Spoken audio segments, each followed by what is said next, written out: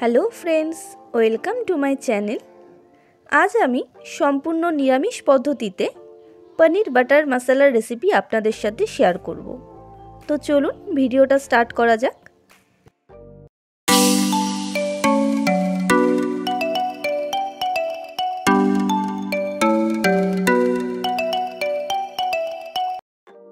পনির butter মশলা বানানোর জন্য আমি এখানে 200 গ্রাম পনির নিয়ে নিয়েছি। 3টে মিডিয়াম সাইজের টমেটোকে টুকরো করে নিয়েছি। 1 ইঞ্চির মতন আদার টুকরো, আর নিয়েছি 12 থেকে 13টার মতো কাজুগুলোকে আমি একটু ভেঙে নিয়েছি। আমি এখানে ফার্স্টে গ্রেভিটা বানিয়ে নেব।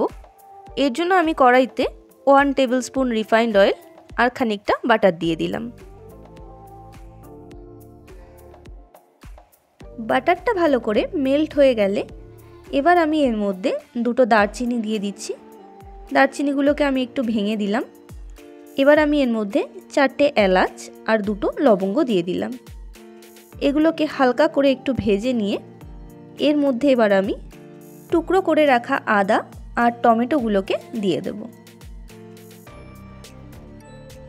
এবার আমি এর মধ্যে স্বাদ মতো নুন আর কাজু বাদামগুলোও দিয়ে দেব।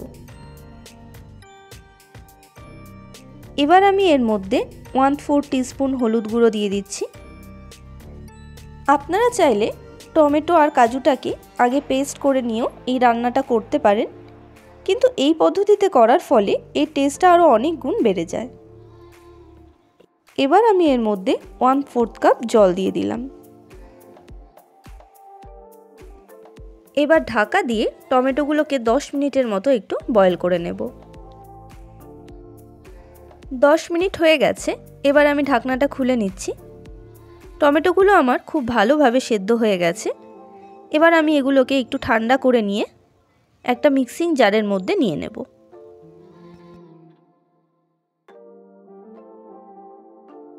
এবার আমি এটার একটা স্মুথ পেস্ট বানিয়ে নেব।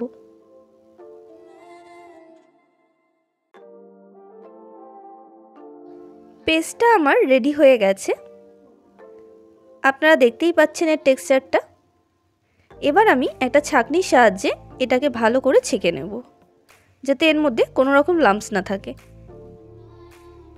এই গ্রেভিটা দিয়ে আপনারা যে কোনো রকম রেসিপি ঝটপট বানিয়ে ফেলতে পারেন। গ্রেভিটা আমার ছাঁকা হয়ে গেছে। এই লাস্টে যে লাম্পসগুলো বেরিয়েছে এগুলো আমি ফেলে দেব। এবার আমি একটা কড়াই গরম করে এর মধ্যে 2 টেবিল স্পুন মতো রিফাইন্ড অয়েল দিয়ে দিলাম। আবারও খানিকটা বাটার দিয়ে দিচ্ছি।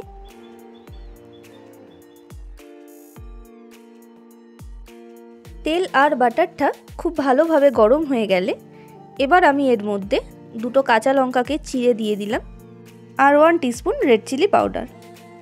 আপনারা ঝালটা আপনাদের স্বাদ অনুসারে কম বেশি দেবেন। এবার আমি এর মধ্যে আগে থেকে করে রাখা গ্রেভিটা দিয়ে দিচ্ছি। গ্যাসের ফ্লেমটাকে এই সময় লোতে রাখতে হবে।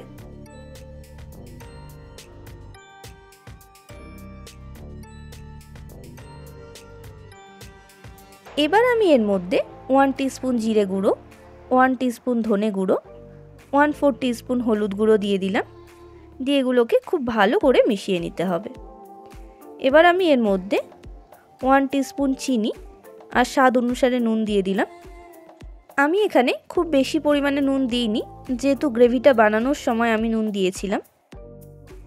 গ্রেভিটা আমি আরও 2 থেকে 3 মিনিটের মতো ভালো করে একটু কষিয়ে নেব। এবার আমি এর মধ্যে 2 টেবিল স্পুন ফ্যাটানো টক দই দিয়ে দেব। দইটা দিয়ে খুব ভালোভাবে মিশিয়ে নিতে হবে। এবার আমি একে একে পনিরগুলোকে এর মধ্যে দিয়ে দিচ্ছি। আপনারা চাইলে পনিরটা ভেজেও নিতে পারেন। আমি এখানে কাঁচা পনিরই ইউজ করছি। এবার খুব হালকা হাতে এটাকে নাড়াতে হবে, তা না হলে পনিরগুলো ভেঙে যাওয়ার সম্ভাবনা থাকবে। পনিরটা দিয়ে আমি আর 2 মিনিটের মতো একটু কষিয়ে নেব, তাহলেই আমাদের বাটার পনির মশলা রেডি। সবশেষে আমি এবার এর মধ্যে রোস্টেড কাসুরি মেথি দিয়ে দিচ্ছি। এটা দেওয়ার ফলে এর মধ্যে খুব সুন্দর একটা ফ্লেভার আসে। রেস্টুরেন্টের মতো পনির বাটার মশলা আমার একদম রেডি। আপনারা চাইলে এটাকে রুটি কিংবা নান যে কোনো কিছুর সাথে সার্ভ করতে পারেন। এই রেসিপিটা আপনাদের কেমন লাগলো তা আপনারা অবশ্যই আমাকে কমেন্ট করে জানাবেন। আর যদি ভালো লাগে তাহলে ভিডিওটা লাইক করে দেবেন আর চ্যানেলটাকে সাবস্ক্রাইব করে দেবেন।